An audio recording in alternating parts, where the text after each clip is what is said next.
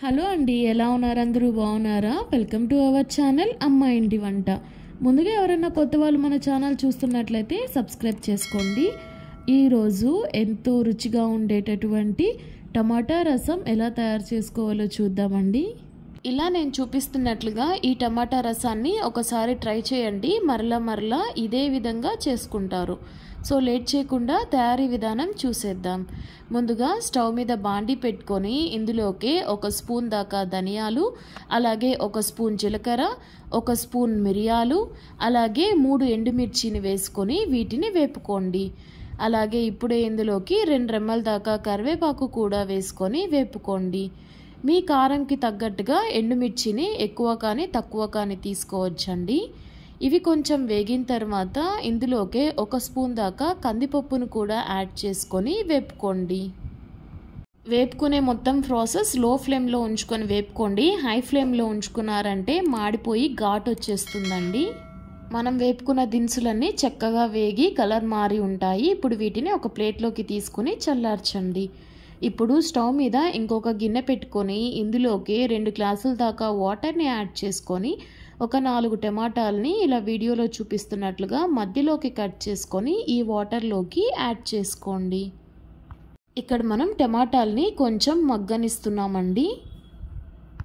ఒక 5-10 నిమిషాల పాటు అలాగే హై ఫ్లేమ్లో ఉంచి టమాటాలని మగ్గనివ్వండి.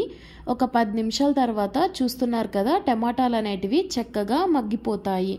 ఇప్పుడు స్టవ్ ఆఫ్ చేసుకొని వీటిని కొంచెం చల్లారనివ్వండి.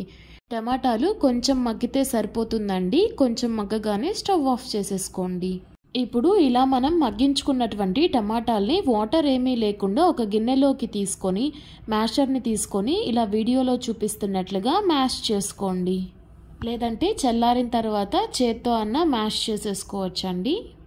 ఇప్పుడు ఒక చిన్న నిమ్మకాయ సైజ్ అంతా చింతపండును తీసుకొని మనం ఇందాక టమాటాలని బాయిల్ చేసుకున్నాం కదండి, ఆ వాటర్లో వేసి నానపెట్టండి. ఈ వాటర్ని పడేయొద్దండి. మనం రసం పెట్టుకునేటప్పుడు ఈ వాటర్ అనేటివి మనకు పనికొస్తాయి. ఇప్పుడు మనం వేపుకున్న దినుసులన్నీ చల్లారి ఉంటాయండి. వీటిని ఒక మిక్సీ జార్లోకి తీసుకొని ఈ దినుసులన్నిటిని ఫైన్గా పౌడర్ అయ్యేటట్లుగా మిక్సీ పట్టుకోండి. ఇదే మిక్సీ జార్లోకి ఒక 5-6 తొక్క తీసుకున్నటువంటి వెల్లుల్లి రెబ్బల్ని కూడా వేసుకొని మరలా మిక్సీ పట్టుకోండి. చూస్తున్నారు కదండి, ఇలాగా వీడియోలో చూపిస్తున్నట్లుగా కొంచెం బరకగా మిక్సీ పట్టుకోండి, సరిపోతుంది. ఈ పొడినే మీరు స్టోర్ చేసుకొని ఎప్పుడు కావాలంటే అప్పుడు ఈజీగా రసం పెట్టేసుకోవచ్చండి. ఇప్పుడు మనం ఇందాక నానపెట్టుకున్నటువంటి చింతపండులోంచి ఇలా వీడియోలో చూపిస్తున్నట్లుగా కొంచెం పిసుకుతూ గుజ్జుని తీయండి. చింతపండులోంచి గుజ్జు మొత్తం వచ్చేసిన తర్వాత చింతపండుని వాటర్లో వేయించి సపరేట్ చేసి పక్కకు పెట్టేసుకోండి. ఇప్పుడు ఇదే వాటర్లోకి మనం ఇందాక మ్యాష్ చేసుకొని పక్కన పెట్టుకున్నాం కదండి, ఆ టమాటా గుజ్జును కూడా యాడ్ చేసుకొని మరలా ఒకసారి చేత్తో మొత్తం బాగా కలిసేటట్లుగా కలుపుకోండి. ఇప్పుడు ఈ రసంలో వేయించి మిగిలినటువంటి టమాటా పిప్పిని సపరేట్ చేసి పక్కన పెట్టేసేయండి. అది మనకు అవసరం లేదండి. ఇప్పుడు ఇందులోకి 1 గ్లాస్ దాకా వాటర్ని యాడ్ చేసుకొని పక్కన పెట్టుకోండి. ఇప్పుడు స్టవ్ మీద బాండి పెట్టుకొని ఇందులోకి 2 స్పూన్స్ దాకా ఆయిల్ని యాడ్ చేసుకొని ఇందులోకి కొంచెం ఆవాలు, జీలకర్ర, అలాగే కచ్చాపచ్చాగా దంచినటువంటి వెల్లుల్లి రెబ్బలు, 1 రెమ్మ దాకా కరివేపాకు వేసుకొని వీటిని వేపుకోండి. ఇవి కొంచెం వేగిన తర్వాత ఇందులోకి సన్నగా పొడుగ్గా తరిగినటువంటి 1 ఉల్లిపాయ తరుగును వేసుకొని కలుపుకోండి. ఇలా రసంలోకి ఉల్లిపాయ వేసుకోవడం వల్ల మనం అన్నంలోకి కలుపుకొని తినేటప్పుడు మంచి రుచిగా ఉంటుందండి. ఉల్లిపాయ కొంచెం మగ్గిన తర్వాత ఇందులోకి 2 పచ్చిమిర్చిని మధ్యలోకి కట్ చేసుకొని వేసుకొని వేపుకోండి.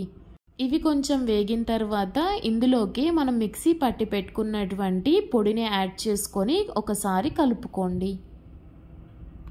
రసం పొడి వేసుకొని కలుపుకున్న తర్వాత ఇందులోకి మనం కలిపి పెట్టుకున్నటువంటి చింతపండు అలాగే టమాటా రసాన్ని యాడ్ చేసుకోండి. ఇప్పుడే ఇందులోకి ఇంకొక గ్లాస్ దాకా వాటర్ని కూడా యాడ్ చేసుకొని రుచికి సరిపడా సాల్ట్ అలాగే 1/2 స్పూన్ దాకా పసుపుని యాడ్ చేసుకొని కలుపుకోండి. నేను ఇక్కడ 1/2 స్పూన్ దాకా సాల్ట్ని యాడ్ చేసుకున్నానండి. మీ రుచికి తగ్గట్లుగా సాల్ట్ వేసుకొని రసంని మరగనివ్వండి. ఒక 5-10 నిమిషాల్లోనే రసం అనేది ఇలా వీడియోలో చూపిస్తున్నట్లుగా తెరులుతూ ఉంటుందండి.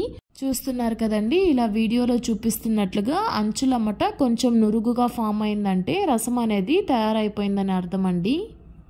అంతే అండి, చూస్తున్నారు కదా ఎంతో సింపుల్గా టమాటా రసం తయారైపోయింది. ఇలా నేను చూపిస్తున్నట్లుగా ఒకసారి రసం చేసుకున్నారంటే ఇంకా ఎప్పుడు రసం చేసుకోవాలన్నా కానీ ఇలాగే చేసుకుంటారండి.